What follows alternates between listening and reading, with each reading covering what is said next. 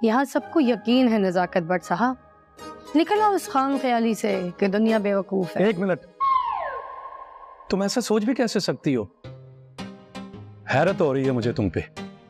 अच्छा, तुम्हें मुझ पे हैरत हो रही है और अपने रवैये पे हैरत नहीं हो रही? आज तक जो लफ्ज तुमने मुझे ख्वाब में भी नहीं बोले, उस लड़की की वजह से बोल रहे हो।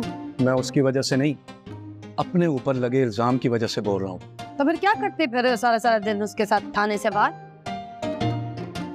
मेरा ख्याल है कि आप इस वक्त कुछ भी सुनने के मूड में नहीं है।